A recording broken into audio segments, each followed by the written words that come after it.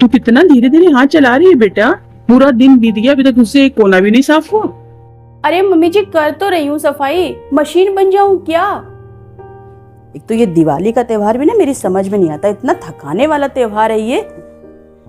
बहू को खाली बैठे तो ये सासें देख ही नहीं पाती हैं। 24 घंटे बस काम ही करते रहो इनके लिए, चाहे दिवाली हो या ना हो, बस सफाई करते रहो, काम करते रहो। आराम नहीं करने देना है बहुओं को बिल्कुल भी। मुझे नहीं करनी सफाई वफाई। बहू ये तो मैंने साफ कर दिया, और कोई फोटो फ्रेम है पोंछने के लिए तो दे दे मुझे, मैं बैठे बैठे साफ कर दूंगी। ठीक है बेटा, जा चाय बना ले। मैं भी बहुत थक गई हूँ सबसे साफ करते करते।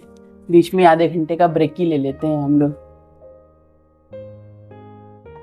मैं नहीं करूंगी अब कोई सफाई वफाई, मम्मी से बात करने जा रही हूँ। Hello hello mummy. हाँ बेटा, तू इतनी चिड़चिड़ा क्यों रही है बेटा। चिड़चिड़ाऊं ना तो और क्या करूं मम्मी। एक मेरी सास है, उनको तो सिर्फ मेरा काम ही करना दिखता है, बस आराम करना तो बिल्कुल भी हजम नहीं होता उन्हें मेरा। दिवाली क्या आ गई है, मेरे लिए तो आफत हो गई है। दिन भर सफाई करवाती रहती है मुझसे। अरे मैं इंसान हूँ, कोई मशीन नहीं। अरे आप ही बताओ मम्मी, मैंने कभी वहां इतने काम किए हैं क्या।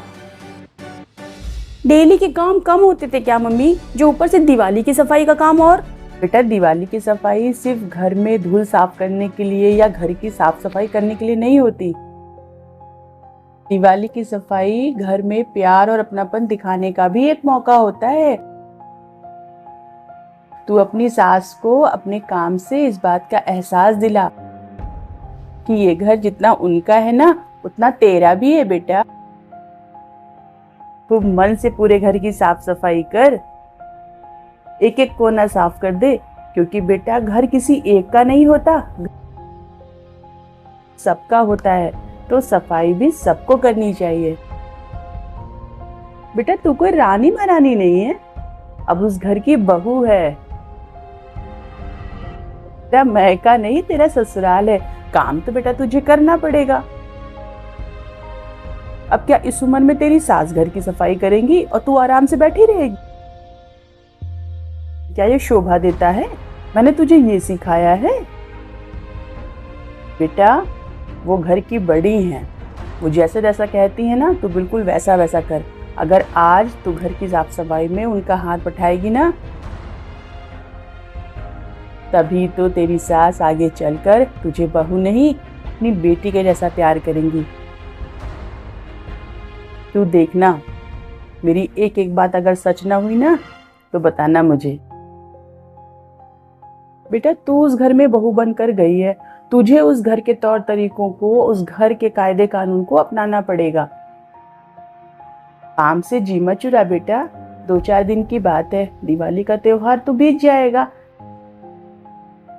लेकिन तूने जो उनका हाथ बटाया है ना, ये बात उनको बहुत अच्छे से याद रहेगी। देखना वो तुझसे जरूर कहेंगी, बहू अभी तक तो ये घर सिर्फ मेरा था, लेकिन अब ऐसा लग रहा है कि ये घर हम दोनों का है। और दिवाली के बाद कुछ दिन के लिए आ जाना मायके, जी भर कर आराम करना, लेकिन अभी कमर तोड़ के काम। यही मौके होते हैं बेटा घर वालों को ये एहसास दिलाने के लिए कि तुम उस घर की लक्ष्मी हो। शायद आप ठीक कह रही हो मम्मी, मैं ही इस घर को अपना नहीं पा रही हूँ। भाभी भी तो वहाँ दिवाली की सफाई में रात दिन एक कर रही होंगी, तो मैं भी तो इस घर की बहू हूँ, मेरा भी तो फर्ज है घर की साफ सफाई करना। Thank you so much mummy मुझे समझाने के लिए। ठीक है बेटा। चलिए बिल्कुल, मम्मी सही कह रही हैं, ये घर मेरा भी तो है। माँ जी गुस्से में गई हैं, उनके आने से पहले मैं इस पूरे ड्राइंग रूम को चमका दूंगी।